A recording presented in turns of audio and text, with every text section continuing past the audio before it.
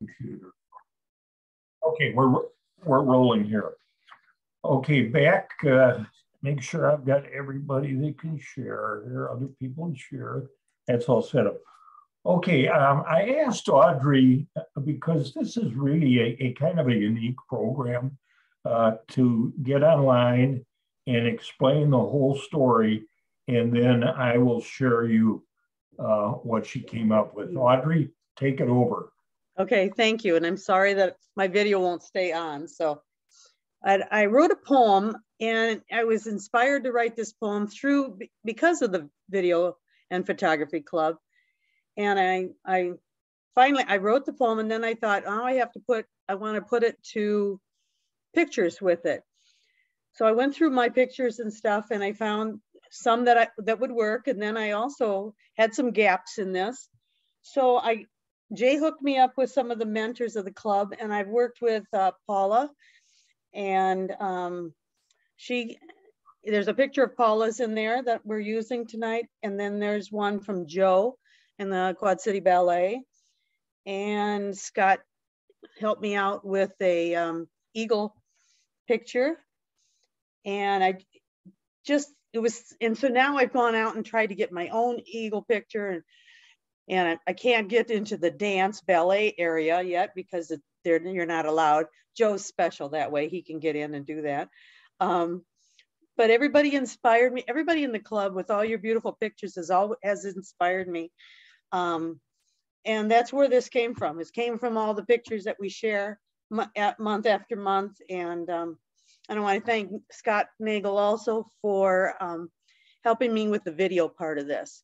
So this is a poem I call a visual walk, and it has to do with photography, and we put it in a video. So take it away, I guess.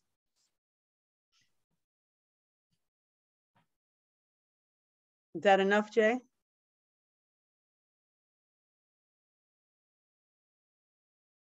Jay's muted.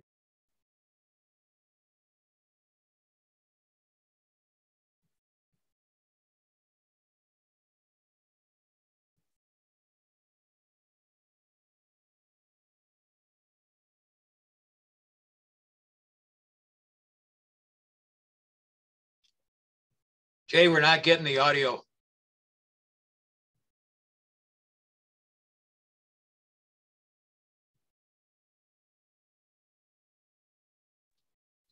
Jay, can you hear me?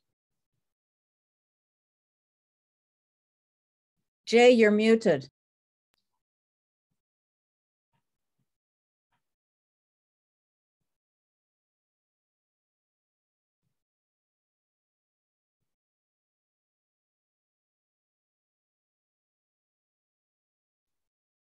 Jay.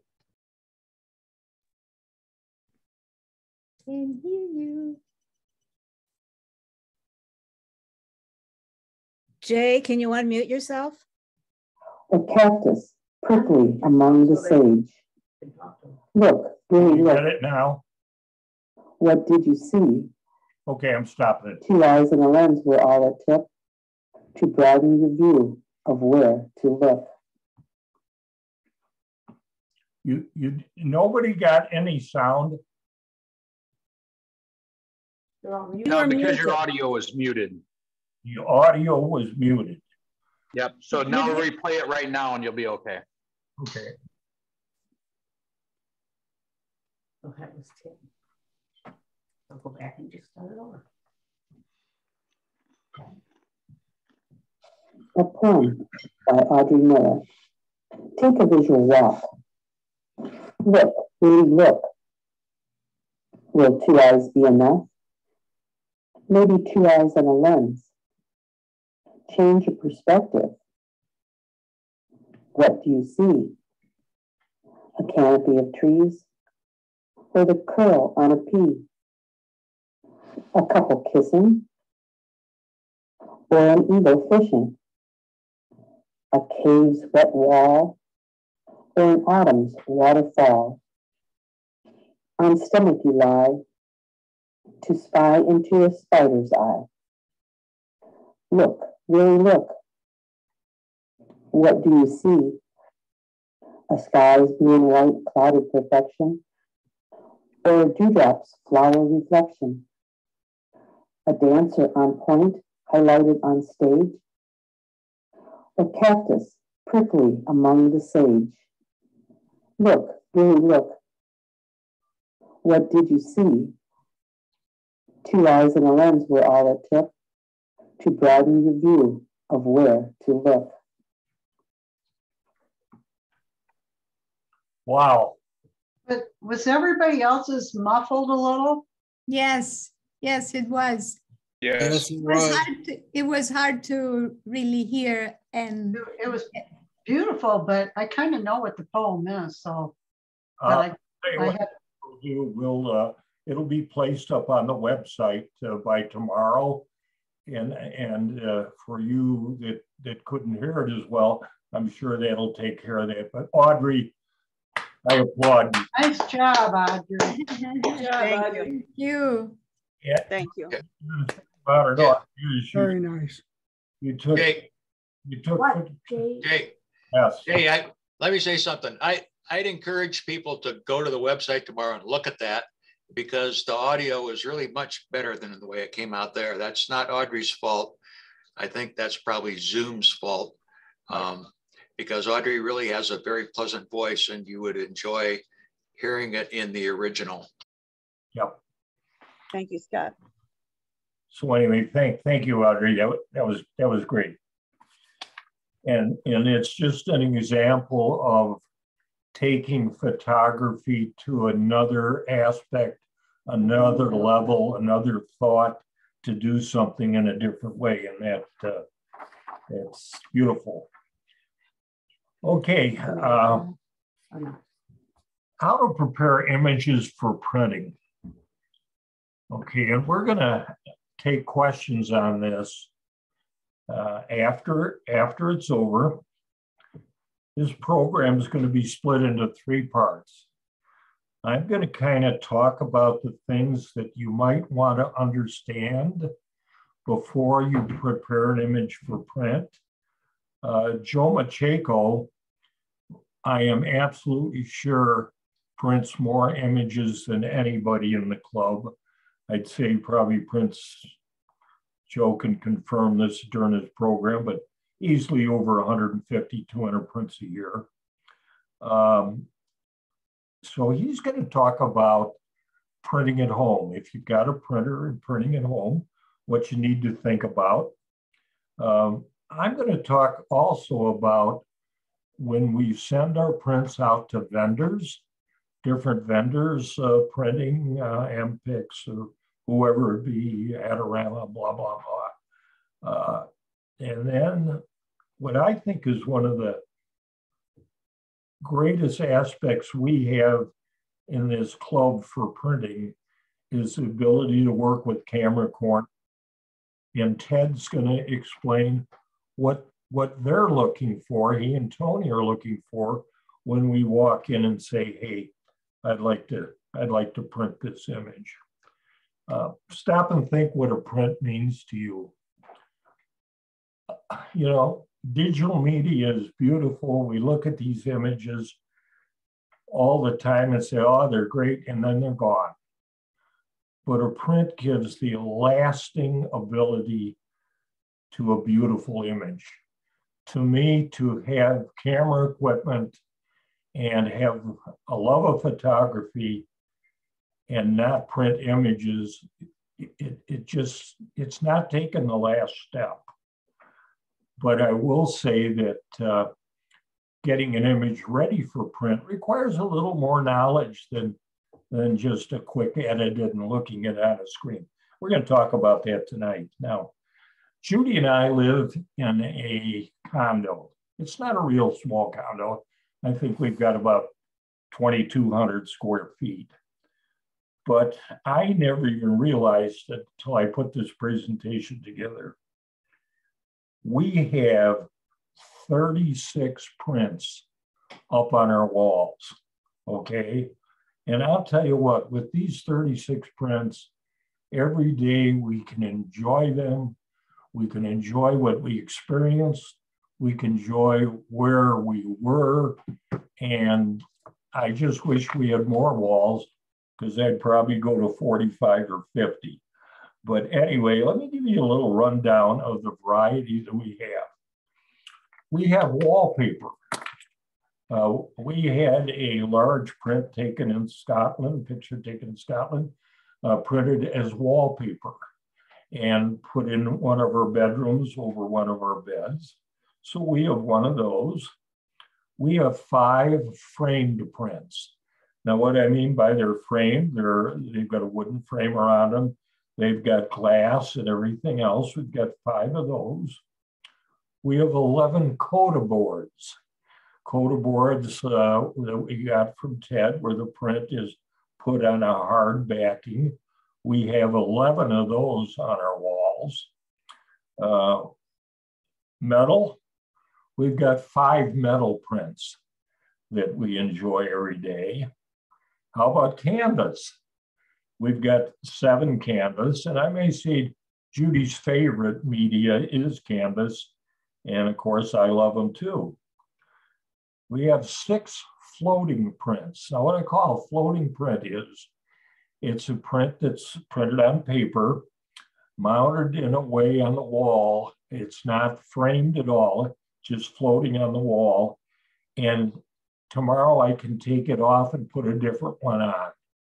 So right now I'm looking over my computer here, and I'm looking at 2 brown bears and a polar bear. And probably next month I'll be looking at Colorado, Utah, and somewhere else, because I'll be able to change those floating prints.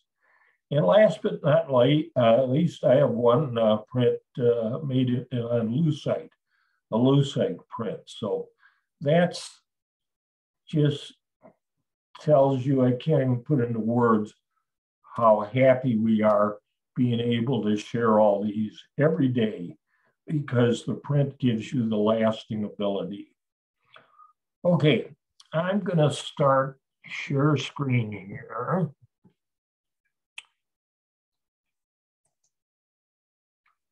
And well, that's not the screen I wanted.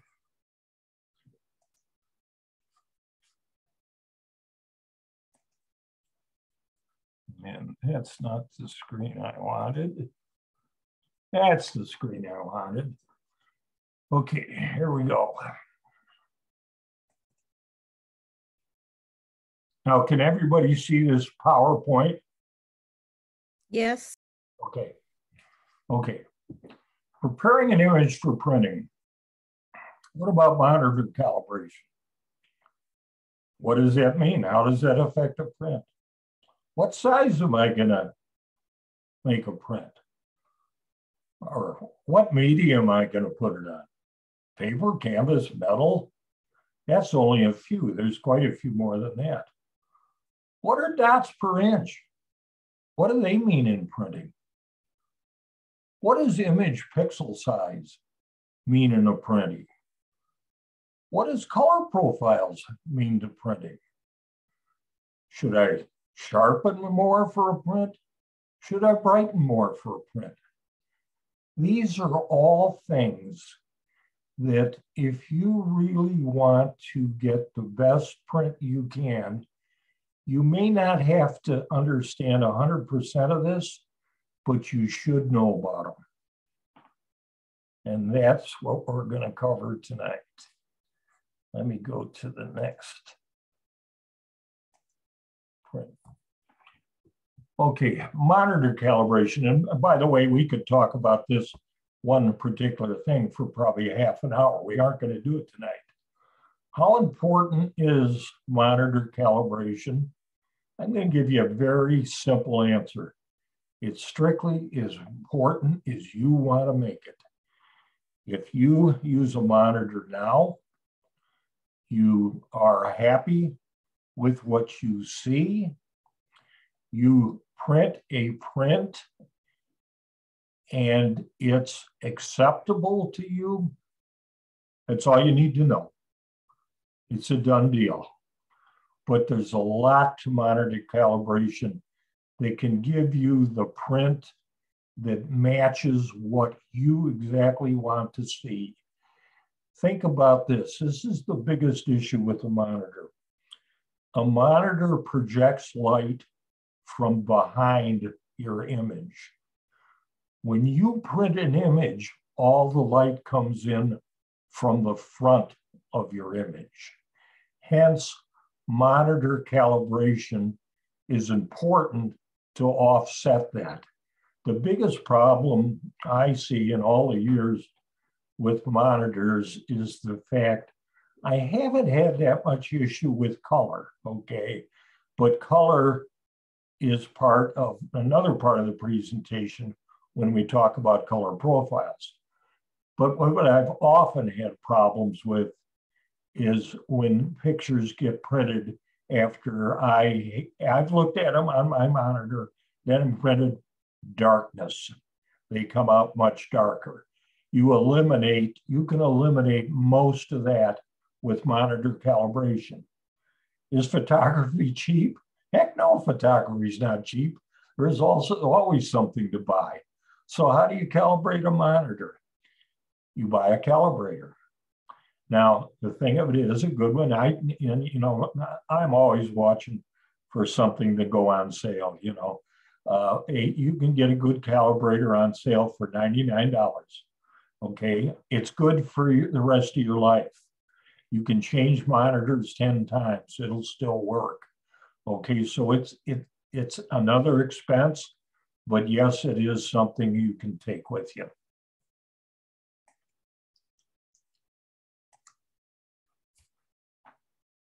Another one that can drive you a little crazy.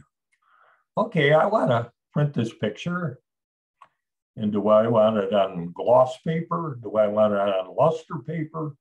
Do I want it on matte paper? There's a metallic paper, and there's many others. Okay, that just covers some of the papers that are involved.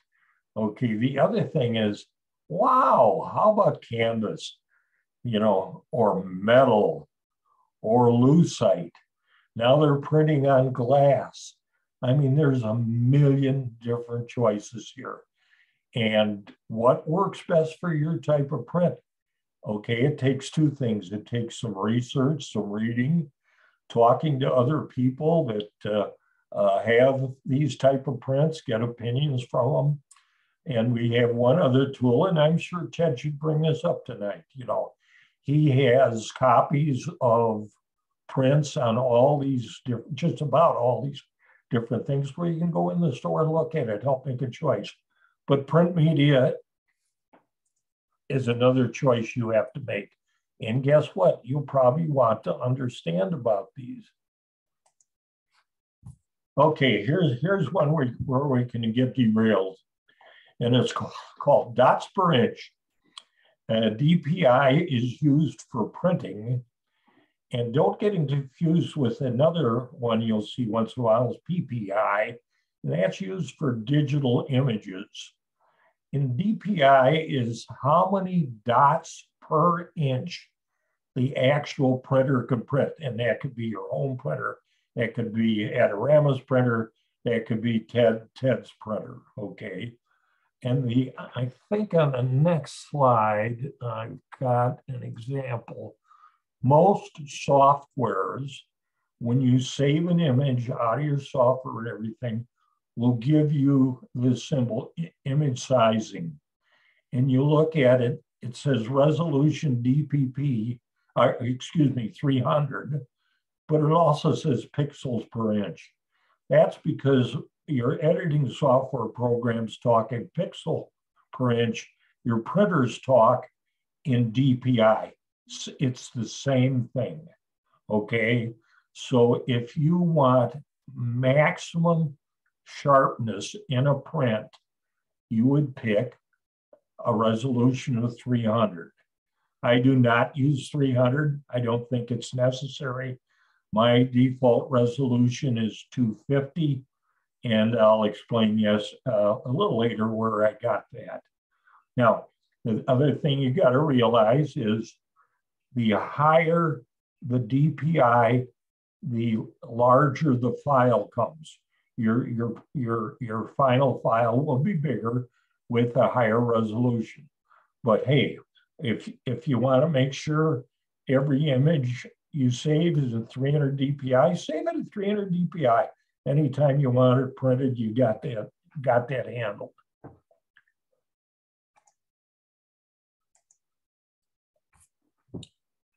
This is the next thing that can get very tricky. What size do I do my print? Do I a 1x1, an 8x10, 16x20, 30x40? That all depends on pixels. And that is how many pixels you have available in the image. If you've got a low amount of pixels and want to print an image 20x30, it comes out as mush.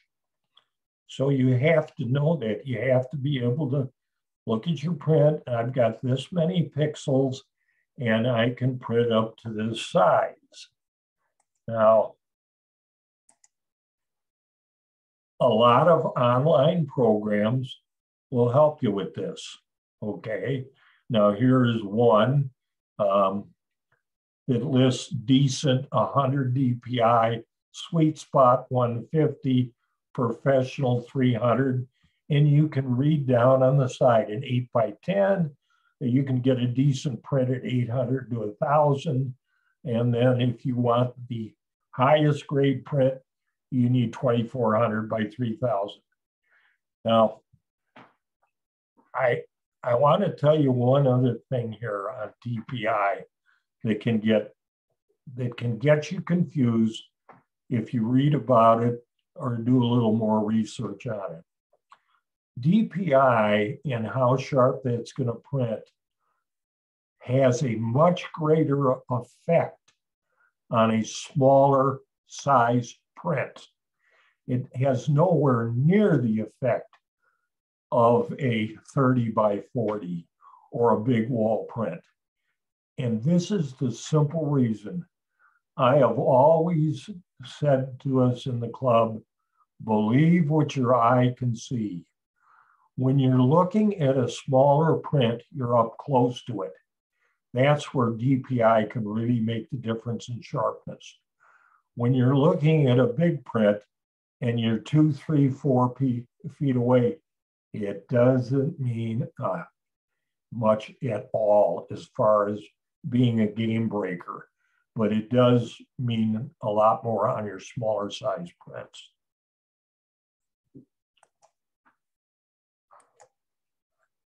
Here's Bay Photo, one and I'll talk about Bay Photo here and with the vendors too. These people have been in business for 42 years. They're probably the, I would say, #1 professional printer in our country. And this is their chart, same type of a chart, showing pixels at 250 and what your maximum file size should be. I pay much more. Main thing I pay attention to is pixels. And here's another reason why I think about this. You're working on your image and it's plenty of pixels. So let's say it's, let's use a number here. Let's use 2750 by 350. That's what you're working with. You do an 80% crop because you found a picture in a picture. What that does is it wipes out 80% of your pixels. Now you may have a picture that's 800 by 700 pixels, and you're not going to print that as a 20 by 24. That's why understanding pixels is very important in print preparation. Here's another can of worms. Okay, it's really not a can of worms. It's what you want to make it. All of our cameras, I'm talking, this is now a camera setting that I would set in my camera, and almost 100% you have a choice of sRGB. in Adobe RGB. I'm sure many of us listening to me understand that Adobe RGB has a larger spectrum of colors than sRGB. So you might say, well, why would I shoot in sRGB? I'll tell you what, I've shot in sRGB all my life, and that's where I will always keep everything in sRGB. You may say, well, why aren't you picking the highest resolution, Jay? Okay, because I'm a believer and only believe what my eyes can see. I've never been able to see the difference, never. And if you use Lightroom, you can go to soft proofing in Lightroom, and you can look at your image in sRGB, and you can look in your image in Adobe RGB. And I challenge you to do that, and call me up and then tell me you can see the difference. But on the other side of the coin, if you want to shoot the best, or what claims to be the best, shoot Adobe RGB. But that's your choice. This is a very important one, and I talked to Jackie and some others about this too. And everything is, when I'm done with my print, I always increase the sharpening. The first thing is I never use the final image that I've already processed as my print image. I create a copy or a virtual copy, and then I process that image, work that image, and then I code it some way as this is my printing image. Okay, so I'm not looking at my image. I'm totally happy with sharpness. I want to print it, you know, kind of big. Big is better as far as I'm concerned. I always increase my sharpening, but you have to be careful here, okay? What you have to do is increase your sharpening, but do not get to the point where you create any artifacts, because sometimes artifacts can show up in a bigger print. So that's up to you. When I say I increase my sharpening, can I tell you 5%, 10%? No, I can't tell you. But I do work on my sharpening. And I'm usually working on that sharpening, looking at the image at least 100%. Okay. And now my last step, okay, pay close attention to how bright your image is, because this is also where you can, even with a calibrated monitor, the last step I will do is usually bump the brightness up a little. Now, it's usually not a lot, but I do bump it a little. And for the most part, I've been pretty successful at. Now, in the last couple of years, just about all my printing is done with Ted, and I'm sitting down with Tony. And lots of times I won't do this, bump it up in brightness before I take it over there, because Tony and I look at it real close, but I would say probably 75%, we do another bump in brightness. So that's kind of my workflow, and some of the things that I think it really helps you to have a better understanding if you want to get the very best out of your image. If you're willing to accept what you get back as a print, hey, that's fine.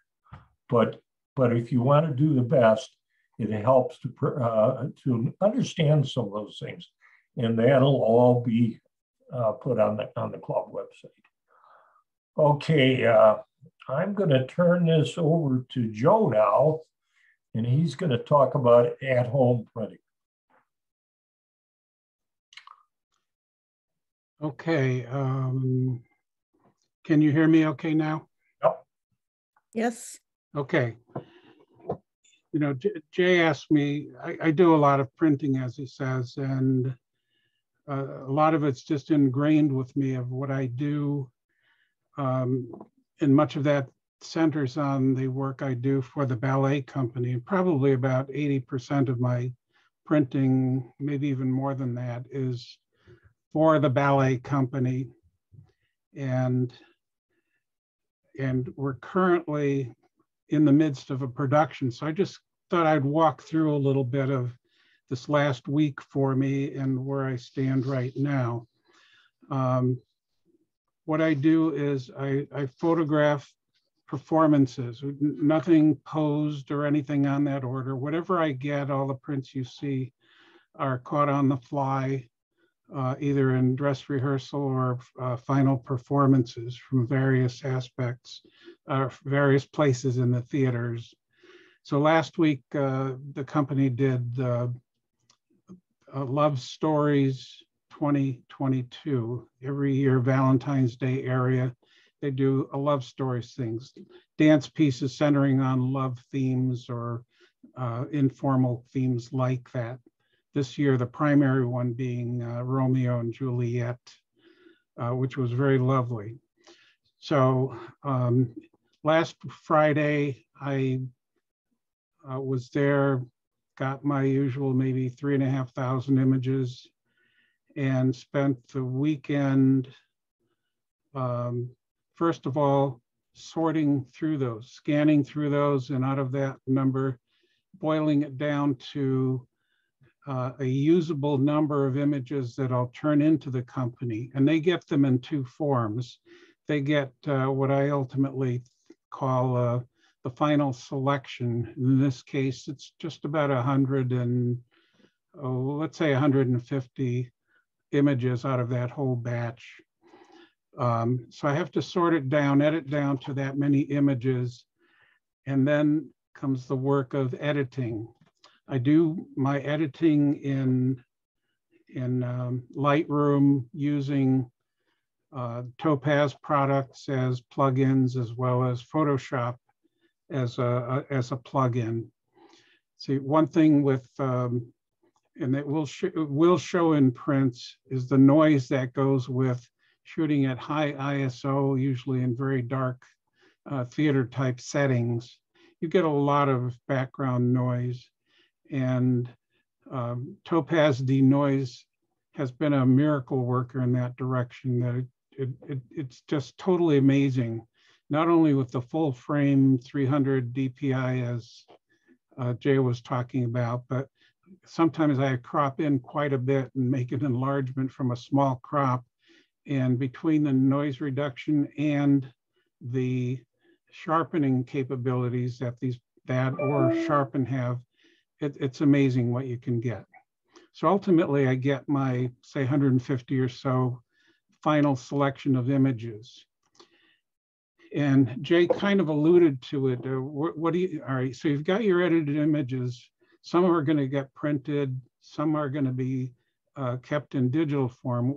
Where do you put them? How do you store them, or how do you work with them? And and this is especially important with Lightroom because you have your catalog to go with images and so on. So when there's a performance, I will download all of the original images into, first there's a master folder, Love Stories 2022. Then there's a folder within that called Love Stories Originals.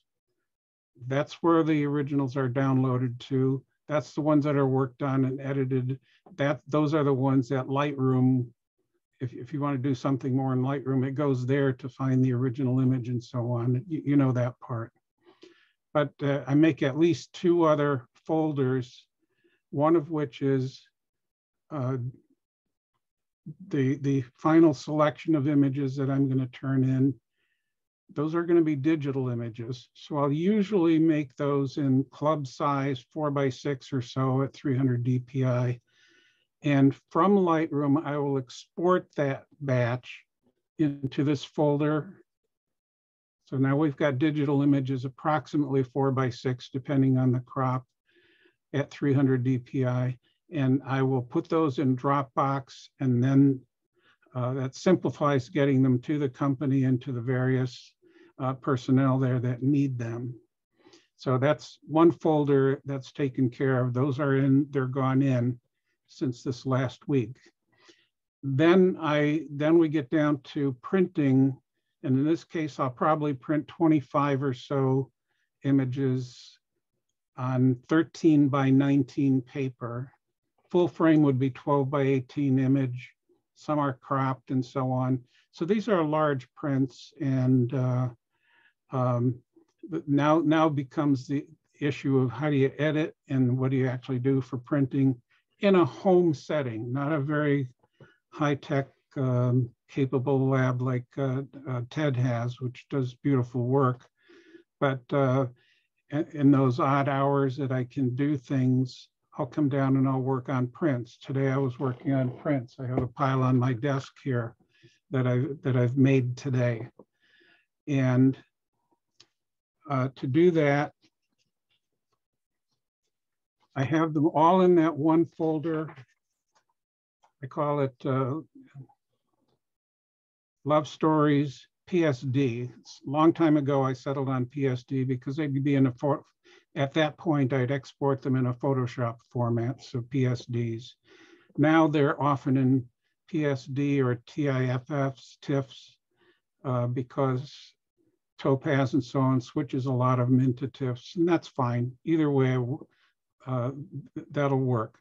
So I edit my image in Lightroom. I'll send it out to denoise. I'll send it out possibly to Photoshop for different kinds of things. Bring it back into Lightroom, size it, everything, not size it, but get it all edited. And then I will export those 25 images to be printed to this PSD folder. And I usually do not, I don't resize them at this point, usually. I just leave them as is. So now I've got a folder on my desktop outside of Lightroom, so I can play with whatever I want with that. And then I open them in Photoshop, do final edits. Sometimes you'll see little things that you missed before. I'll do that in Photoshop, as well as that's where I put my name on the bottom of the print, because I have a lot more control over it that way than in Lightroom. And then I print from there. Okay, so that gets us to the printing process. What do you print on? I've gone through a few printers over the years. For the last 10 years, I've got an Epson 3880, a 17 by 25 inch capable printer. And that served me very well. It's still working. Some people wonder about that, but it's still going. So you got your print ready, you have it open in Photoshop, and you go to print. Now, what Jay said earlier, you know, the DPI, the dots per inch is relevant here, but your other settings, you have to preset other things. You have to put in your paper selection.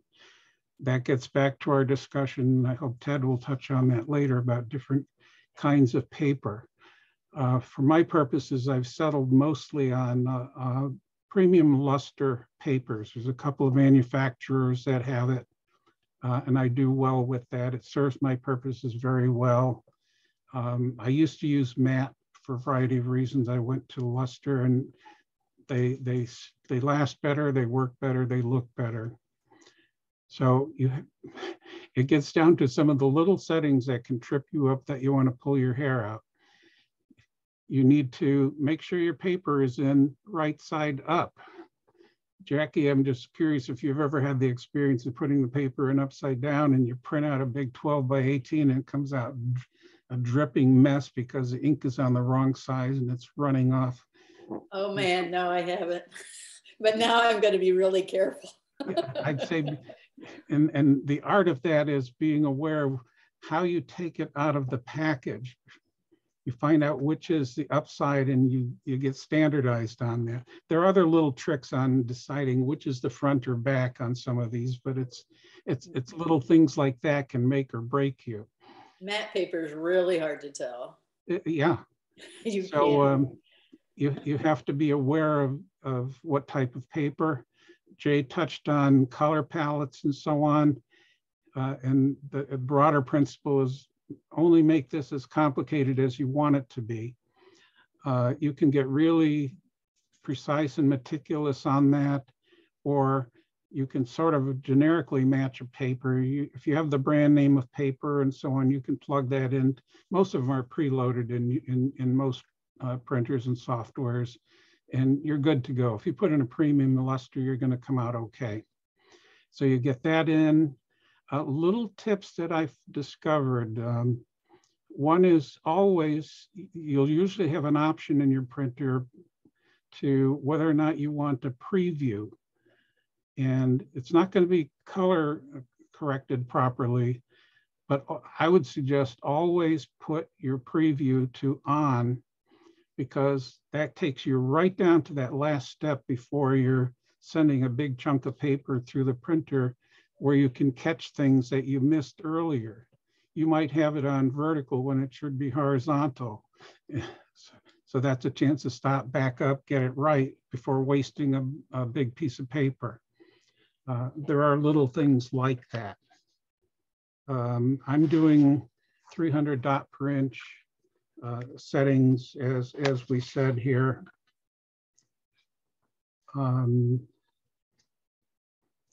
The brightness issue, the calibration is important, but you have to understand what that does. It's not magic, but as Jay said, on a screen, a backlit screen, prints are going to be brighter than they would be on a piece of paper the same size.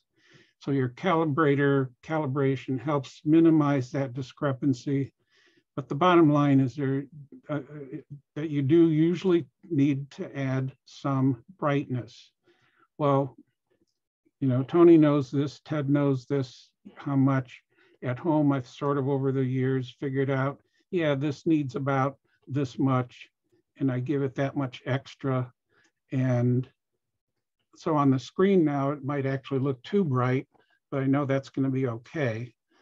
I'm calibrating in my head, so to speak, and I got a pretty good hit rate on doing okay with that.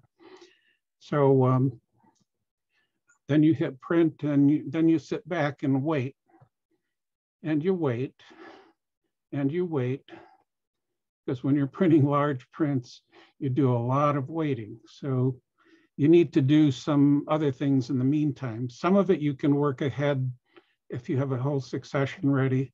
But what I use that time, I have a small label printer here. It's very important for my purposes to make sure they know which print this is, or we can retrieve it to do further work and so on. So all of mine leave with a label on the back. And in the old days, it used to be handwritten file number, file name and stuff like that. Now I have a little template. I just plug in the number and it spits out a label with my name and information on it, as well as the print index number, the file name. That prints out, I sit it right here, print pops out of the printer. Almost even before I look at the print, I'll put the label on the back so I don't confuse it and get it lost. So now I've got labeled prints ready to go. Let them, they're pretty dry. Being wet is not usually an issue. But one thing I would also caution you, Jay said something about printing can be expensive. Yeah, and guess what? The single most expensive thing there is about printing, as far as cost goes. Jackie, you know this one? Absolutely. Ink. It's ink. Ink is so expensive. Yeah, and smaller printers have little itty bitty cartridges, and when you have 9 at a time in your printer, it's almost like every other print you're changing something or other, and it's just outrageous.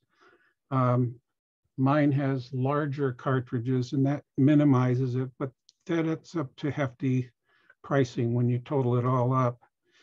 Ted, I believe some of your big ones, you just use large jugs of ink or something like that, rather than individual little cartridges.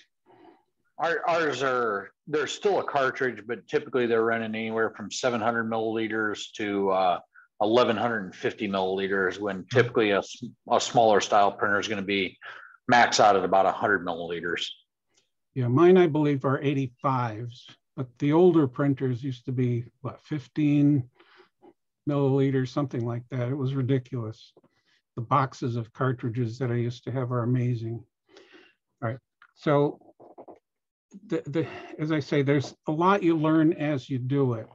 And there are a lot of fine points that you could split hairs on. But once you get a little rhythm and a routine like that, it's just delightful to see the thing creeping out of your printer, and then you take it in your hands and hold it. And you know, ironically, when you hold a bunch of paper and put it in to be printed, and later you get the prints out and you're holding them, it's amazing. You can feel the weight just from the ink that's gone on there. And I would also add, I don't know if you can see something like this, sort of roughly anyway. Roughly. when you're photographing in a theater and you've got a black background, that means black ink. And it almost sounds like a little fire hose there in the printer squirting all this black ink. As you hear it going out, you know that's going to go down pretty fast. So it's a process that depends a lot on basic knowledge, basic techniques, and a fair amount of practice to get it right. And when all is said and done, though, it's very, very rewarding to be able to just take that print out of the printer and just enjoy it. And there's a whole philosophical discussion on that. You know, when you print, it makes you look more closely at your composition, your image, you appreciate it more. And as Jay says, the ones that do wind up on the walls, they're a pleasure day after day. That's my primary printing. When I need even larger prints or more exhibition-oriented stuff and so on, I like to go to Canvas. But so I go over and talk to Tony. We print on Canvas, then he bonds it to what's the backing board on that, Ted? It's like a core, foam core or something like that. It's a hard backing. So that's actually probably the coda boards that he's doing for you. Yeah, it's something, but it's canvas on a board. So you can hold this thing and it's stiff. And then you can frame it in an open back frame and not use glass. So you almost have like a painterly kind of look to a lot of things. So when I want to do that route, I go right to Camera Corner, highly recommend it. And Ted, you can talk about that stuff later. So that's about it from here on the, what it's like day to day. Thank you, Joe, the print master. Okay. And, hey, I printed for probably 15 years. I don't know. I enjoyed it, and at times I hated it. Okay, but Joe is absolutely right. When you create the print, you edit the print, you print it, and when it comes out of that printer, I mean, it's just a special feeling. Okay, I'm gonna do a share screen here because now we're gonna talk about printing from vendors.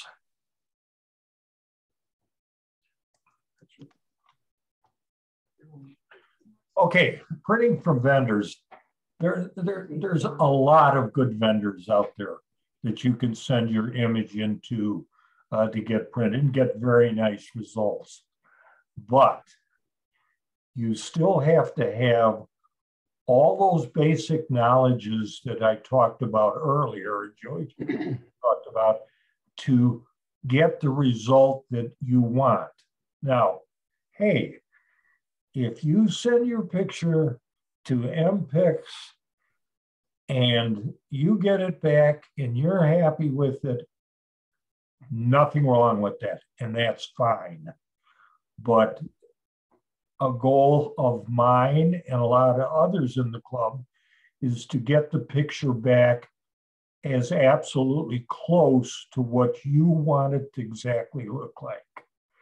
Here's my number one tip. I pick these two. I pick MPix and Bay Photo. Am I recommending them of the maybe 50 of them that are out there? Absolutely not. MPix is big, and Bay Photo's been in business for 42 years and got a very good reputation. So talking about those two. Make sure you read and understand the vendor's requirements before you send them an image. That is very important when you deal with these people. You just don't get your image ready, upload it, and send it. Understand what their requirements are. The other thing is, I very seldom ever use one of these vendors unless they have a sale. And you just watch them on the internet or however you want to do it. And these vendors always run discount deals. And I'm talking, you can get discounts deal 25 to 40%. Although I will add one thing now, I'm using them less and less, and obviously use TED. Okay, here's a requirement for MPix, and it's good. Digital images are accepted in JPEG format. Okay, they don't want a TIFF, they don't want a PSD, they want a JPEG, and they want only RGB files. RGB is the same as sRGB. Okay, but here's what I thought was pretty neat.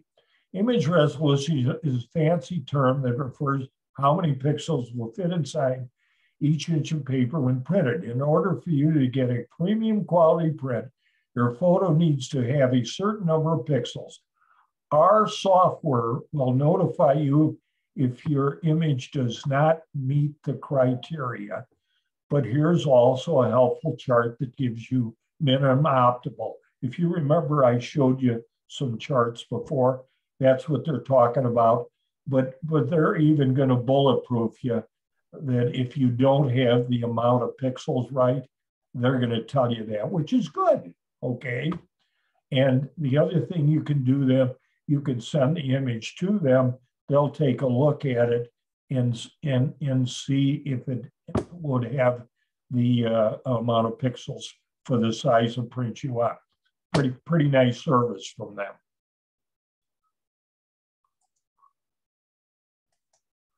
Okay, here's what I call the Cadillac of printers, Bay Photo. We recommend that you do not resize your files for ordering. Now, you got to understand what resize means. Resize means pixels. Resize doesn't mean cropping to an 8x10 or a 16x24. Simply send them and they will resize your files for you. Very nice feature. And now look at their preparation. We accept file formats as JPEG, TIFF, PNG. But notice what it says at the end. But JPEG is preferred, 8-bit sRGB, RGB. Embedded color space should be either sRGB or Adobe RGB. And the other beautiful thing these do, and others do too, and I didn't really check that deep into MPix. Okay, you're gonna do a big print for a small fee. They'll run a sample print for you first. So you'll be able to get a sample print first, look at it, hey, are my colors right? Is my brightness right? Usually that's what you're gonna be looking at. and they'll do that as a service. So all I can say is these vendors, they've been doing it a long time, but beware if you just accept an image coming off that you've edited without understanding a lot of these other things and send it to them, you may get something back entirely different, or not entirely different, but hey, if you accept it, you accept it, you know. Okay, I'm gonna stop share. And now I'm gonna turn it over to what I think is a wonderful option we have here in the Quad Cities, and that's to be able to work one-on-one with our own printer. Okay, Ted, take her away. All right, everybody hear me all right? Yes. All right. Fine. Yeah. So a few things that I've it's great that I actually sat through the whole thing, because there's a few things I think that need to be, one, addressed in there, and something that nobody's talked about, especially sending off to a printer. I don't care if it's Bay Photo or whoever. And one of them things I consider is there's different terminologies for it. It's called bleed. I know Lori's going to be, kind of familiar with this part of it. In the photo industry, they call it slop. We deal with it on a regular basis, and it becomes a tougher area because people print too close to the edge of the print. I'm sure maybe even Joe has probably ran into this since he's printing at home, that when you do a full bleed print or we run into, when you send the file in, you've cropped it to how you want it to look. The problem is in order for us to get the image over the edge of the paper, we have to eat a little bit of that image all the way around. One, it's for skewing to the paper. Two, it's for running through our paper cutter. We got to be able to cut the print down and still get you a full image without a white border. So one thing that wasn't talked tonight about was that. And in the printing industry, it's a very tough thing. I mean, people give us an image and, I'm going to move my head up. They bring it up and the head of the person has only got just a little bit at the top. By the time we print that and we cut that off, I'm right at the hair. So then they want to put it in a frame. Now we're into the hair when we put it in the frame. So something that I would kind of recommend in the printing all the way through is to make sure give yourself a little bit of space, one for framing, one for us to cut. We run into it all the time, in all kinds of different areas in there. And a lot of people don't take into account for that. So something that I wanted to bring up just by listening is that's a little bit more on the printing end of it as what it's going to look like in the end. But I think it's very important that we leave a little bit of a room around that image. Don't bring it in all the way. We did an eagle picture just last week for a guy. Beautiful shot. The wings were there, so in his picture, he had it probably right about in there. By the time we printed it, the next thing you know, the tips of the guy's wings were cut off in the shot. And, as well as I know, that's like the money shot, is to get a nice wingspan and that, but we definitely probably don't want to cut off the ends of the wings. He did bring us the file preset, so we had no way of really going in to assist him in getting him enough room in there. So that's my first recommendation out of listening. I mean, I don't care who you're printing with, just make sure you're leaving a little bit of space around the image to allow for that end print to come out. So that's one thing that I've seen. When it comes to printing, I think it was Jay was talking, best image quality, in my opinion, still comes out as if we print with a tip. I mean, it's just inevitable that we'll get a better image if we print from a tip. JPEGs allow us to save space, save transfer times, things of that nature. If you're coming into the store and you're going to talk with Tony or I, or normally Tony, I ain't going to lie, I don't run the printer that often. I struggle when I run it. But I do run it. But if we're going to run that and you're doing it through the store, we can do it from a TIFF or a PSD, really any file format that you want.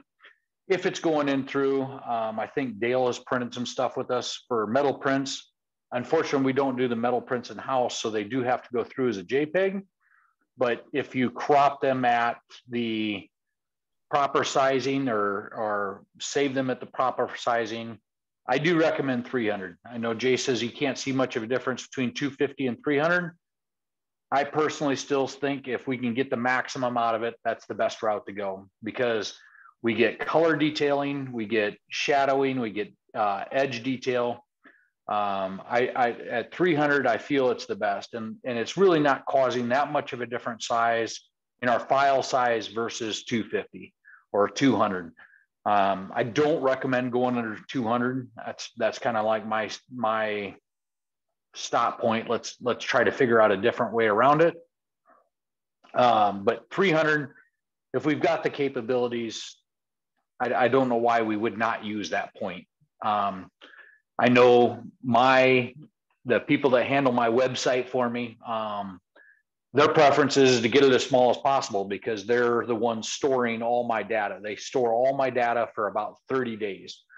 And I mean, we take up a lot of space. I mean, that's the thing, is it in today's society, space is everything. I mean, you know, these people go out and, you know, I know Amazon Prime now is giving you like unlimited space or something with ever.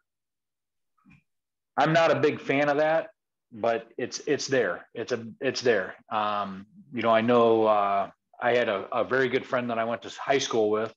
She came to me one day and she's like, "Hey, I've used Shutterfly forever." She goes, and I know this is going to kill a lot of you. She was deleting her pictures and only saving them in Shutterfly. She was storing everything in Shutterfly. Well, she decided that she wanted to do a bigger download because her daughter was graduating. Well, Shutterfly, and I don't know if they've changed it or not, but at that time was only allowing you to download one image at a time back to your computer. So she's like, "I got like 5,000 images up there. What do I do?" So storing is a big deal. That's why these companies do that. They want you to be kind of locked into their system. And, you know, I understand that. I've told everybody I've always loved to figure out the way to make a continuous service, but that is something that you really got to look at is your storing. And if you're coming into the store, we can work with that bigger file, no problem. Tony's computer should be more than adequate to handle about any file size that anybody, I would think locally or even nationally, would be able to bring him. I try to keep his computer running as strong as possible, but so I do. I mean, and I know Jay, I worked with him, I think it was a Wisconsin Sunset, if I recall right. We did a file there and we actually printed it JPEG versus TIFF, and you could physically see a quality difference between those two files. You know, if it's a 4x6, I wouldn't concern that. I would just send it through as a JPEG. But if it's a file that you know that you want to look at every day, that's going to hang on your wall and you're going to want to enjoy for a long time, or maybe you're selling it, I would recommend going that route. I was actually really shocked. I ain't gonna lie. I don't really peruse Bay Photo, but I was really shocked that they accept the larger file formats and an uncropped file. Through our website, I won't lie, one of the things that I do like about our current website provider is when you upload a file through our website, it does the cropped version, but I still get your original file that you've uploaded. So when you upload the file, I can always go back to that original file that you've uploaded before you've cropped it. So I've had customers call up and say, "Hey, you know, I want an 8x10 instead of a 4x6. We can print that from the original file and still hold their quality quite well." So certain things in there are great. Bay Photo, like I said, I was shocked. And something else that Jay said about Bay Photo there towards the end was that they'll, for a fee, they'll normally do you a little swatch of that, or I don't know, maybe they print the full file. I wouldn't think they print the full file, but do you know how they do that, Jay? No, I really don't. I've never had that done. I'm not sure. I think it may be like a smaller size print. So if you were doing a big one, they maybe print a 8x10 or something, but I'm not positive either. Okay. So, because I mean, normally what Tony would do if somebody really wants it, it's not a big deal, is we'll just do like a 8-inch, but at the full resolution. Because again, if they were to if you reduce that image down to 8x10, you're really not seeing that image quality out of it. So I would say, you know, and I have no problems with it, and Tony knows that. We've done it for multiple customers. Let us print you a small swatch, maybe the most important part to you. You know, if it's an eagle, print the head or the eyes or whatever is the most important. We'll do an 8-inch by, you know, whatever inch print that you did. Jay and Joe both saw them. Before we did it, we did some prints for them over at the expo that were 5 foot wide. I mean, a 5 foot wide print, I think 5 foot by 10 foot print for me is, I don't want to print a 5 foot by 10 foot print and go, oh God, you know, this just doesn't look right. I mean, it's a too high of an expense at that point to do that. So, you know, Tony was printing, I think, about a 2 foot by 5 foot image on there. And the other reason that we don't want to do that is, and Joe brought that up, is Tony does have quite a few things to do. And that 5 foot by 10 foot print took a little over an hour and a half or so to print. So you just definitely don't want to tie up the printer and listen to the turbo inkjets spraying out onto the paper at that time. So you just got to kind of think about what you're doing there. And we don't want to do that for the customer either. I mean, if it's something that we know that you're concerned about and want to look at, we'd rather do that than to find out later that you go, you know what? This just doesn't look the way I thought it should look. And if it does in that end, I mean, you know, definitely say something to us. We'll definitely reprint it, but we're going to want to try to get it right, at least on the second run. You know, the canvas and the coda boards are the same instance. You know, we don't want to print them and mount them and then find out afterwards that the image just doesn't work for your needs. You know, Larry there, you know, we do them on the print press, which is, you know, lesser expense for us for all the way through, but I don't want to printing 30 calendars and then have him look at it and go, hey, you know, this image here just isn't what I wanted. And I want to redo all 30 calendars. We want to produce that image in minimal quantity so it benefits all of us. So, you know, there's definitely nothing wrong with asking us to do a sample or a swatch. You know, I printed, you know, before even Tony was around, I printed by hand and color in the darkroom for years.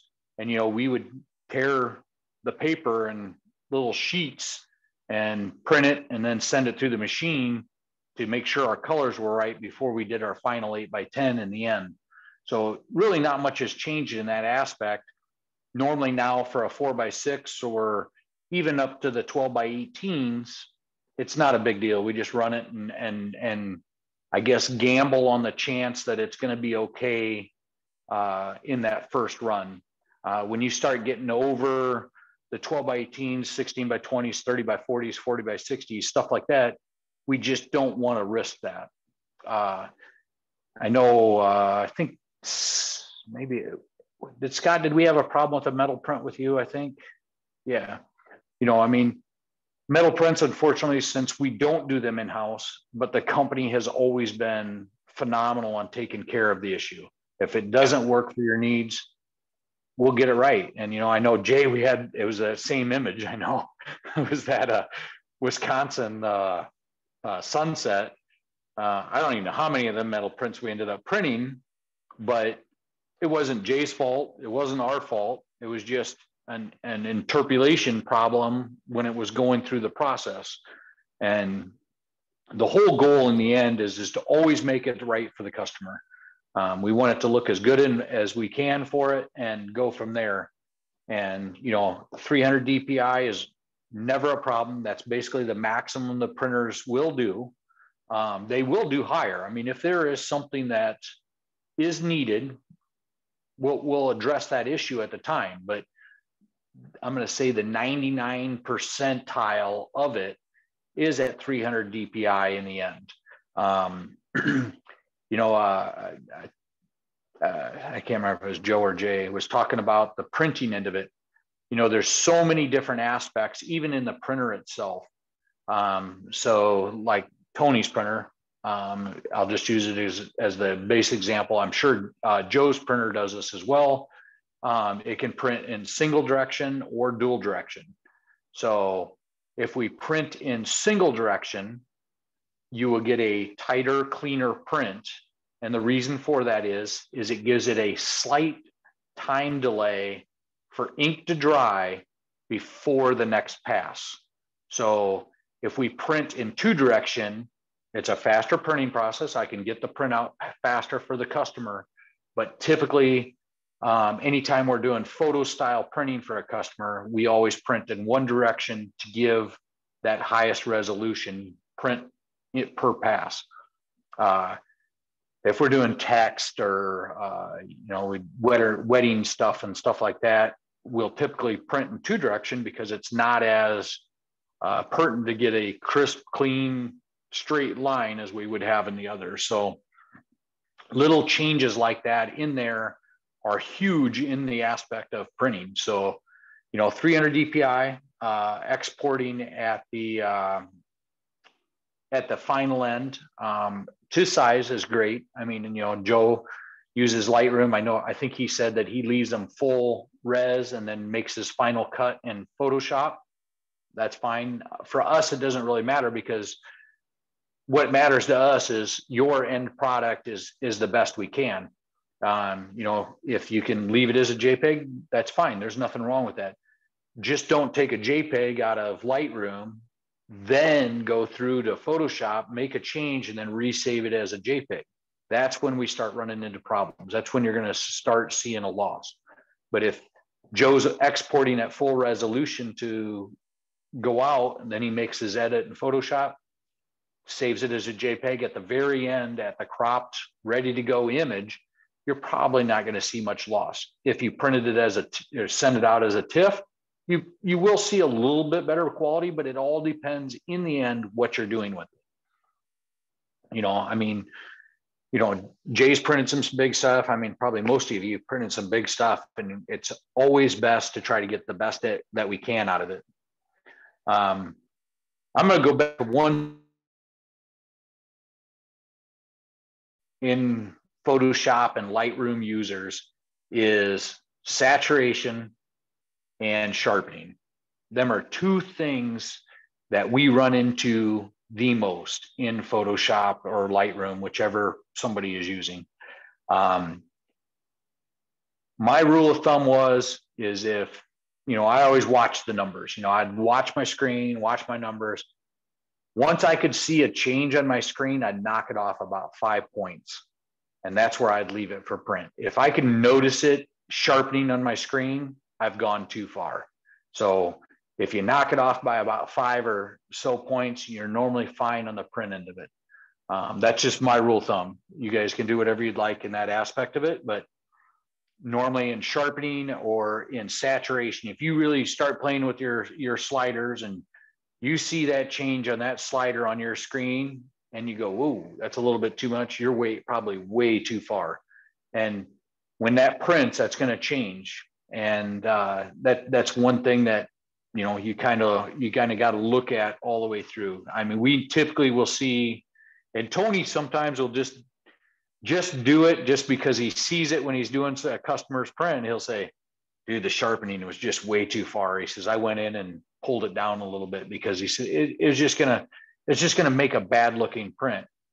And I know that's kind of a contradictory, and in terms of what we normally try to do, we normally try to take the customer's file and print it like they gave it to us.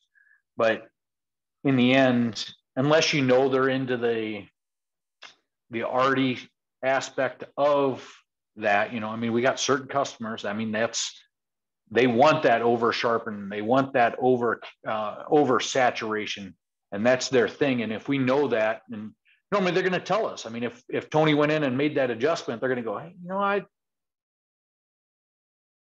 well, Tony's like, well, I toned it down. But, you know, that sharpening and saturation are two things that are just sometimes really hard to judge. It looks really good on your computer, but when it goes to print, it's going to go way too far. And, you know, I think Jay said that, I don't know, what did you call that, Jay? I can't remember the term you used, the Sharpening? No, that when you said artifacts, when you started seeing the artifacts, right? You know, if you're seeing artifacts on your screen, you're way too far. I mean, that's, you know, you can bring it up a little bit, but like I said, my rule of thumb has always been, once I see it on my screen, I back it down, you know, 5, 10, maybe even 15 points, because if I go to print with that, I know that it's going to be exaggerated in a sense. It's going to look over sharpened, and we don't want that. We don't want an over sharpened look print. We don't want an overly saturated print. You know, unless that's the goal you're going. I mean, if you're doing a really nice sunset or something like that, and you're looking for that little extra bump in the saturation or something like that, then that's all good, you know. But in our case, we'd like to know that ahead of time, that, hey, this is what we're looking for. This is our goal, to have that little bit of an oversaturated look. So I'm normally a better questions person. So if somebody's got a question, I'm great with that. You can turn your mics on and yell at me if you like. So hold up a second. I'll take it back here for a second, Ted. Okay. I think you've all realized that there's a little more to printing than there is sharing your images on social media, and tonight proved it from all of us, giving you some insight. But now let's see what we have for questions. Paula, have you been watching the chat? Let's see if we can see if there's anything on there first. Okay. Yes, I'm married. Oh. I got something too. I got a bunch of notes I took. So whenever you want me to, some things that I wanted to add to what you guys said. So just let's do that before we do the questions then. All right. So I was just listening to everybody and I learned so much. So it was great information. I learned a lot of things that I was either doing right or that I needed to add. But a few things popped into my mind as you guys were talking. So I'll just go down the list I had. So it'll be kind of starting with Jay's and then moving through. But something was said about metals versus paper versus canvas. And what you'll find if you decide, oh, I want a metal or a canvas because they look nice, you're going to find that the price is more expensive than, say, just a piece of printed paper. But what I wanted to point out to you is if you choose that cheaper way to go, which is just the print on paper, you've got to do something with it when you get it home. So you're going to have a cost involved for framing, mounting, glass, all that kind of stuff. So when you start to balance the frame costs plus the print to the metals or canvases that you might not frame, you're going to find that those metals and canvases aren't really as high priced as you may have thought. So I just wanted to bring that little point to attention. Your cameras, you know, we were talking about color space. So if you turn in a file for printing and the printer, whoever it is, and Ted can chime in if I'm wrong here, but I kind of experienced this the hard way. If you turn in accidentally, coming out of Lightroom or Photoshop, the wrong color space for what they require, and like Jay said, they tell you what they require, you might say, well, it'll be fine, I'm thinking. Well, it isn't fine. The colors are really bad if you turn in something that isn't their color space. So you don't want to fluff that one off. You want to make sure that when you saved it, that you saved it in the correct color space. So check with whoever's doing the printing to make sure you've got what they want. I can't shoot in Adobe. Oh, if you are shooting from your camera and your camera is set for Adobe RGB, which a lot of them are when they come out of the factory, and if you didn't change them, that's not a problem. You can still shoot in that bigger color space. You just have to remember to put it into RGB when you save it out to go to print. Then when it came to printing, Joe was talking about it. I print from a Canon Pixma Pro 100, which is a little printer, but it'll do 13 by 19s also. And so he said, I'm not sure what he printed out of. I print out of Lightroom. So if you're interested in getting a printer, it's real easy to print through Lightroom, or maybe you have one and you've been trying to print through Photoshop and it's not as easy for you. I print through Lightroom. It's super easy. You can make those changes in there. I can answer some questions. I am certainly not a pro at printing like these guys are. So, and you do have Camera Corner right there in town. So please, please, please, please don't take your prints or files to Walgreens, because Walgreens print quality is crappy and you have a good printer right there. So printing from a vendor or a lab, don't be afraid to ask whoever your printer is a question. You know, if you're getting prints back and you don't really like them, ask them the question. And if you don't see the size that you want, like I recently just put a big order in and I needed sizes to fit in a frame that I already had that had a mat in it, and I needed it to fit. But I needed a 34 by 43 and they have 36 by 48. And I don't want it that big. I didn't want to lose that much of the outside edges to crop it down.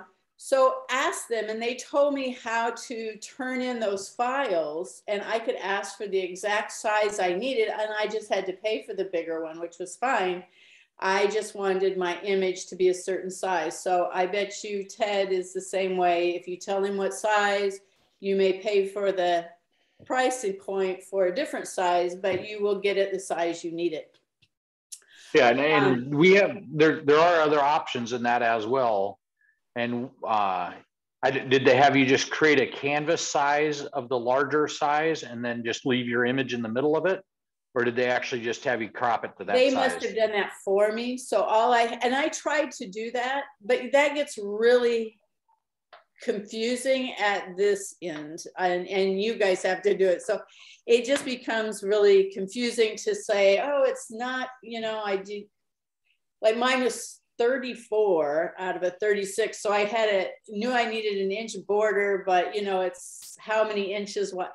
It got really confusing, and I found all I had to do was say, I turned in an image file that I was going to print on a 36 by 40 inch, 8-inch piece of paper, and I wanted this size, and they took care of the rest. So I was happy it came out exactly what I needed, and I thought maybe they have an easier way to figure that out than I did. They certainly made it easier on me, that's for sure.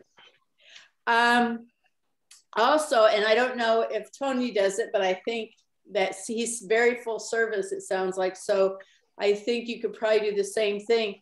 If you're unsure of your color, like when you've edited a picture and you just don't feel confident because your prints aren't coming back the same color you thought they would be, maybe they're too blue, especially if you're not color calibrating your monitor. Your monitor images are very blue. So if you're used to that color and you're not changing it correctly, if your images are coming out too yellow or too blue or whatever, you know, most of these print places will do a color correction service. There's an upcharge for it compared to the non-color correction services. But if you're not confident, you can do that as a selection. And even to this day, every time I go to get those prints, I'm like, oh my gosh, especially when I do like that one I just ordered, please let it come out what it looked like on my computer. And then I take a big sigh of relief if I see it right. So the bleed, Tony was talking about, or no, Ted was talking about the leaving bleed room for the printing.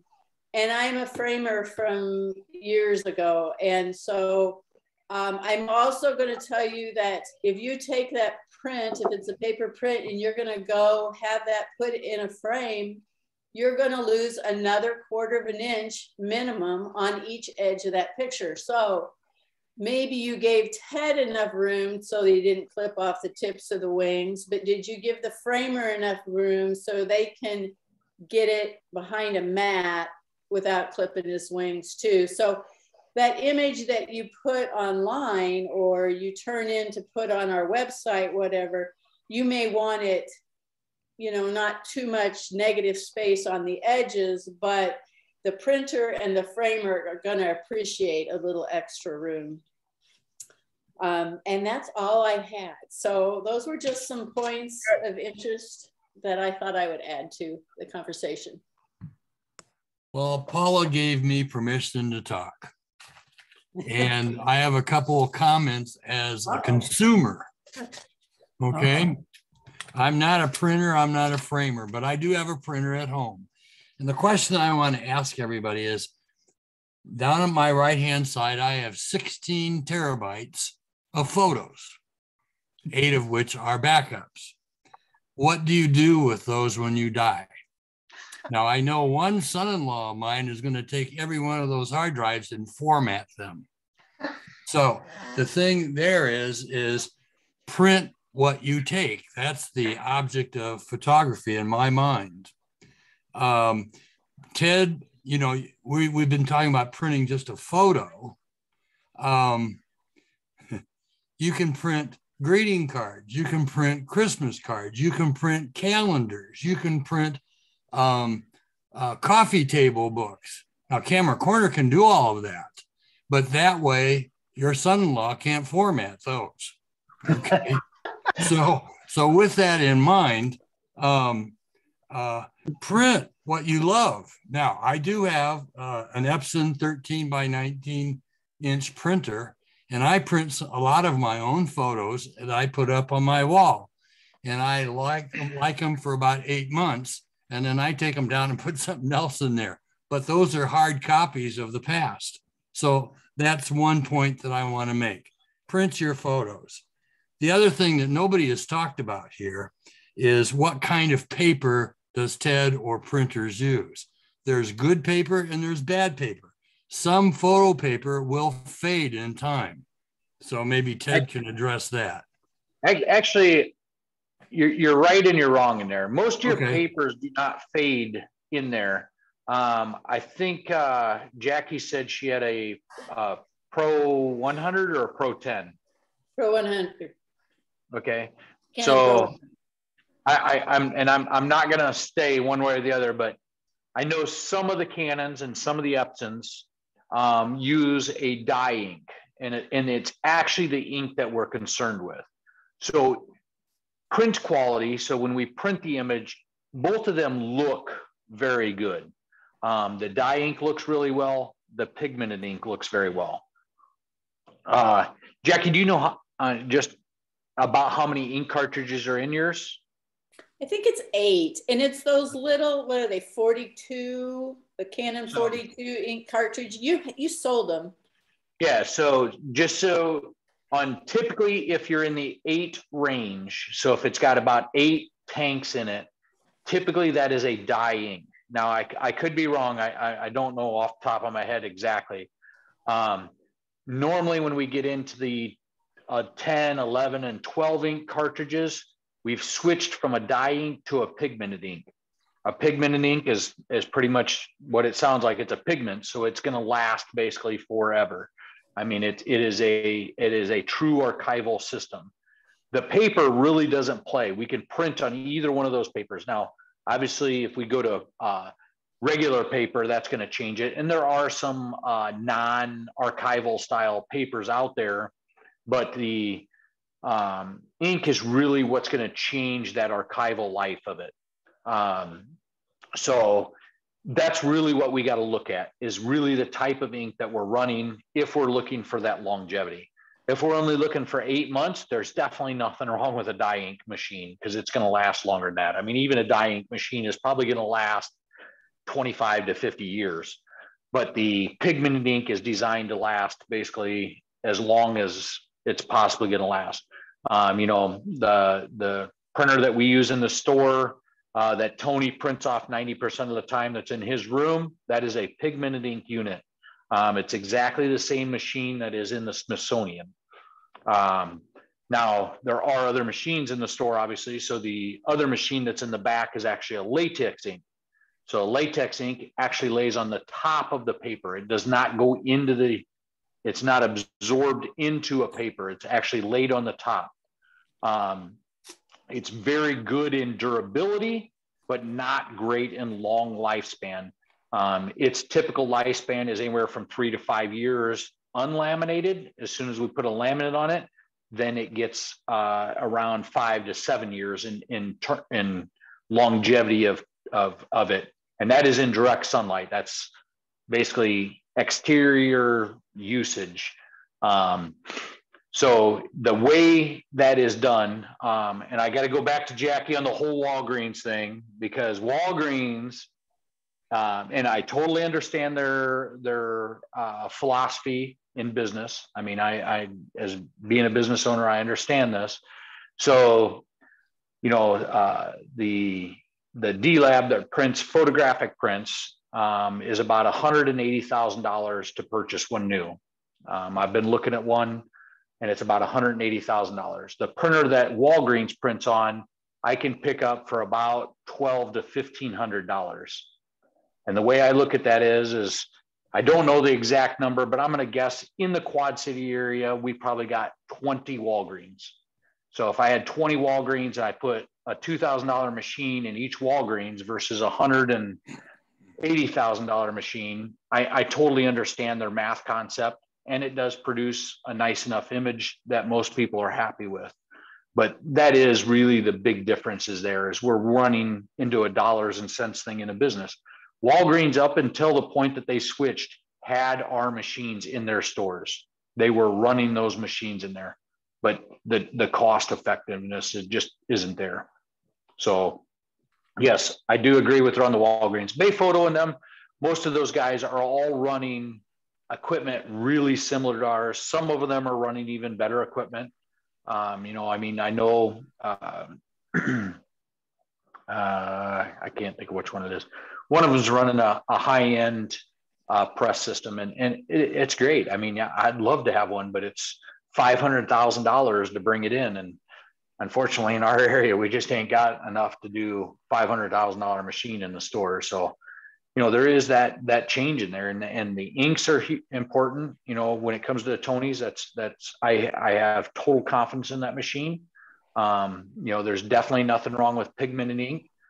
There's definitely nothing wrong with dyeing, but that depending on what you're doing with it makes a big difference.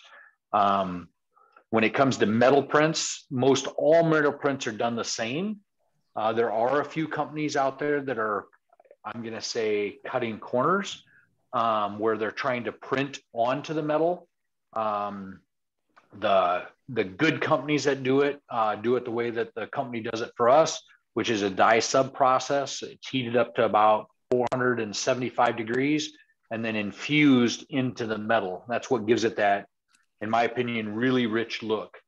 If you see a metal print that it looks like a photograph printed on it, that's what they're doing. They're printing directly on the metal print.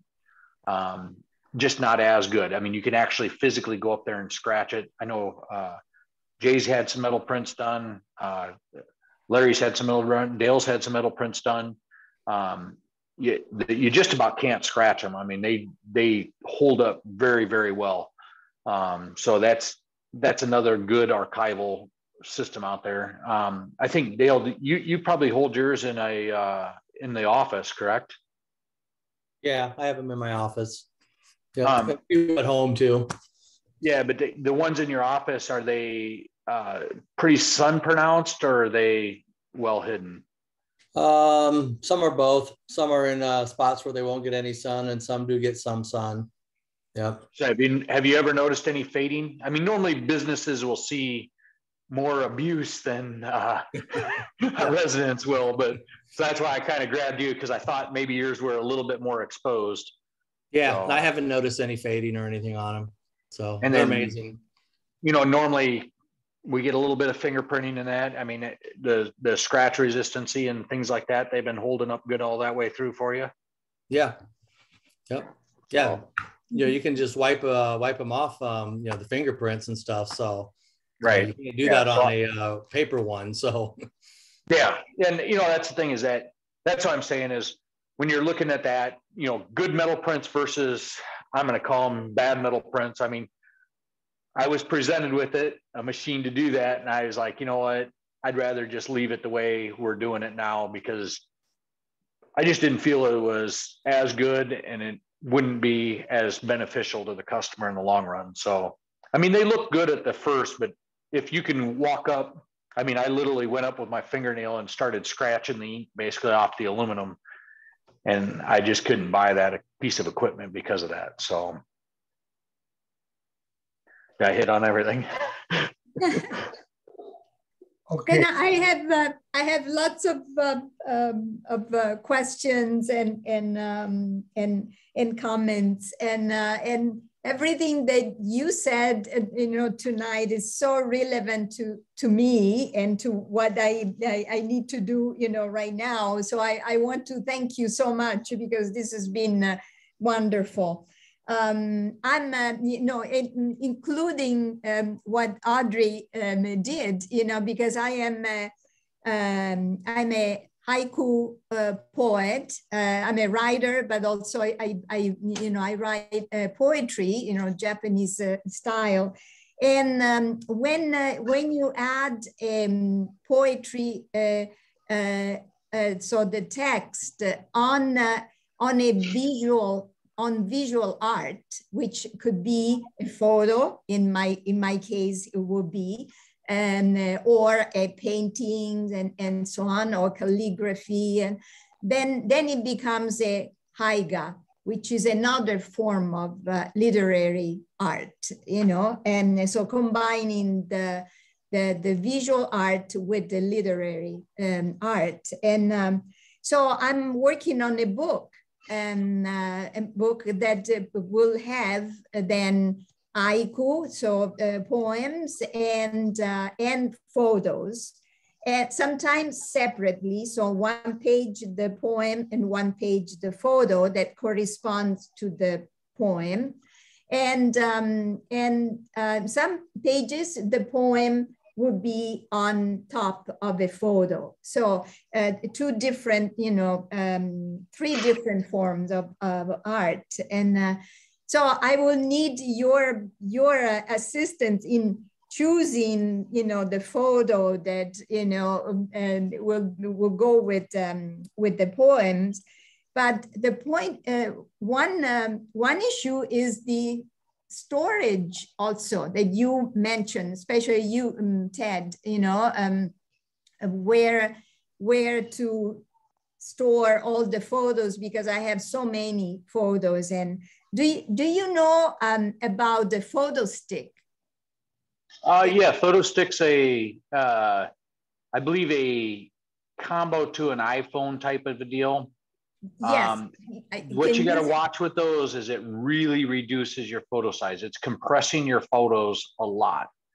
They're trying to put a lot of images in a small stick. I mean, they're putting it on a flash drive, so they're using software to then compress it. You know, I think if you really look, they're taking like, I mean, a typical phone I think will hold. I mean, you know, gigabytes worth of images, and they're putting multiple phones on there, so they're doing a lot of compression on there. And we so in the photo industry, modify the photos then once you use the photo stick. They you know, they modified the photos, the size. Yeah, kind of. They're kind of modifying them in there. I don't know exactly their formatting that they're using, but you have to use their software involved with the stick in order to make it work. You know, and in order to organize it too, isn't it? Because I'm sorry. In order to organize the photos too. Yes, it does a great job of organizing. That's what's so nice about Lightroom. Is Lightroom, even when you do editing, your originals are never really edited. It's leaving the original there, and it's basically making your adjustments in a file off to the side, and then you can export it. But you can always just go right back to your original and have that. And the organization on the import, I mean, the way I set my Lightroom up is it creates a file for basically, or a folder for every day, and then all my images are kept in that folder.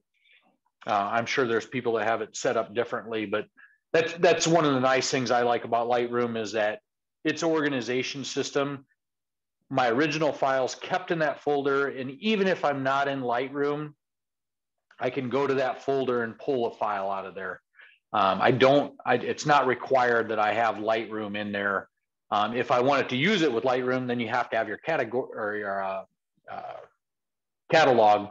But if you don't have the catalog and you just got it, you know, I've grabbed a portable drive and brought it to work and been able to find that file and do it outside of Lightroom.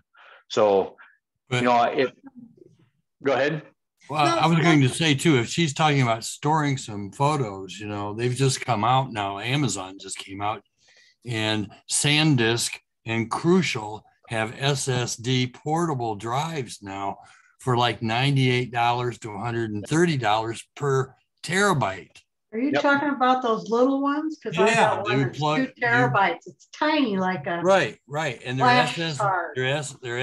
no, they're not flash. They're SS. No, I mean they're like a little card. Yeah, but you plug those into your computer and back up your photos really easy, and that they're not being compressed at all. Yeah, I think I've got Lexar SSDs now that are like $129 for 1 terabyte. Yep. So definitely a big change in there. And I would definitely recommend an SSD drive over about anything for storage. Yeah. Unless you got Larry's. I already bought the photo stick, and actually I'm not sure even how to use it, you know, how to do it. So it's it's an issue that itself. The other thing is that you talked about this size of printing, because I put some call of entry, you know, for exhibits and so on of photos, and so of course you had to get ready to frame them and print them, you know, once you are accepted and so on. But also I've been accepted in some exhibit, and so I have to get ready to frame, you know, some of the photos, and I called a framing shop, and I asked them, so if I have, for instance, a 12 by 9 or a 16 by 9, you know, type of photo, you know, what is the frame that I have to put, you know, on it in order, you know, once it is printed. And they said 2-3 inches around, you know, you have to add 2-3 inches in order to make sure that, you know, that is framed correctly. Like you said, Ted, that, you know, to leave room and so on. But that's what they were saying, just in general. Would you agree? I mean, 2 to 3 inches is, I've always said mats are, for that distance they're saying is perspective of the image. You know, sometimes a thinner mat works better for some. And I know Jackie can probably attest to this since she's done a lot of framing. you know, sometimes you weight your images, so you leave a little bit bigger border at the bottom versus around the sides and the edge. But, you know, that's really based upon each image. You know, I mean, I have a couple images that I've had framed from when I used to shoot more on a regular basis. I mean, I got some that are 6 and 8 inches all the way around, because that's the look that I was going for. So I think each image is dependent on what it is. I mean, I wouldn't say that it's a standard. I don't think framing should be a standard. I think it should be based on the image and what it is. I mean, if you put a tight frame, you know, it's a thinner frame or whatever, that's all really relevant in what you're doing. I am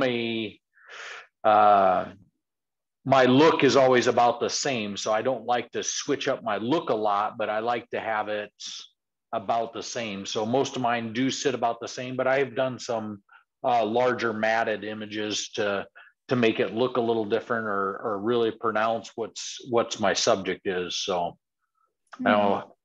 Yeah, okay, so I've been a professional framer for like 20 years or more. Oh, wow. Like 30 or more. It's been a long time.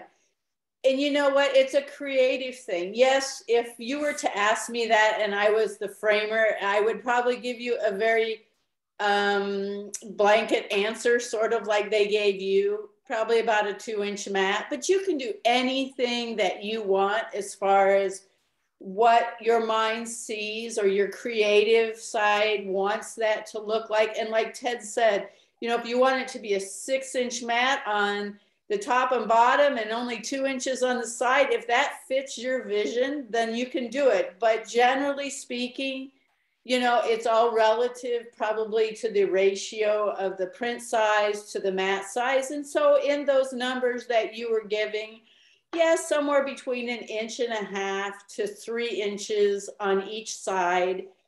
And you know, some people like it very balanced, so all the sides are the same. And they're going to go custom frame, and so you can do anything. Other people want to stick into these standard sizes, and that may require that you have more matte top and bottom than on the sides or vice versa.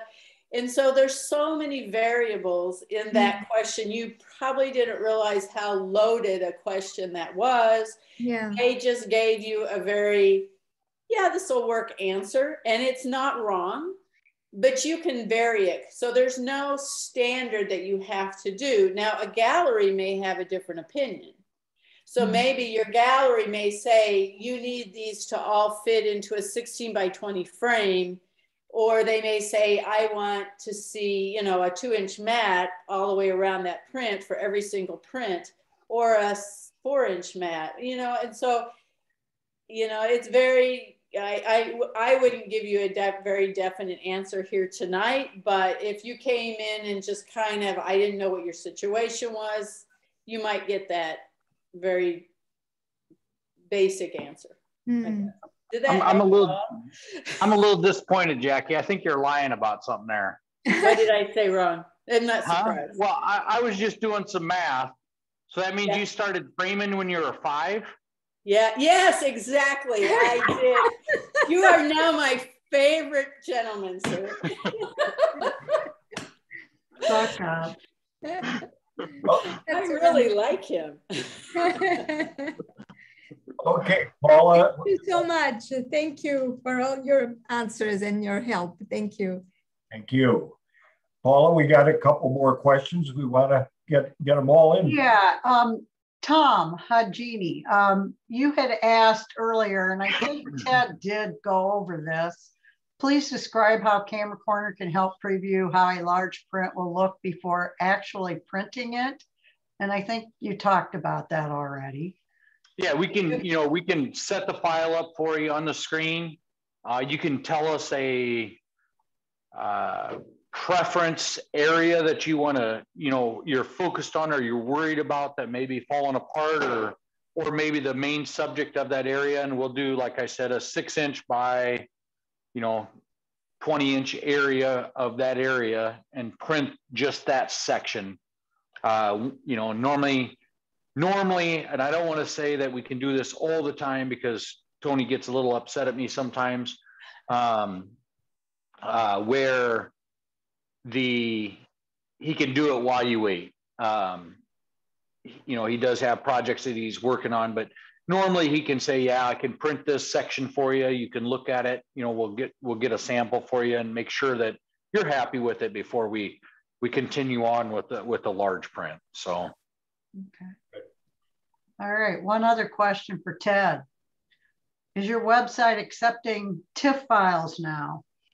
Not yet. I don't know if they will. They just allowed us to start accepting PSDs because we're seeing more in the print press type area. So, you know, for folding cards and stuff like that, they're allowing the PSDs, but I could be wrong, but I don't think they activated TIFFs yet.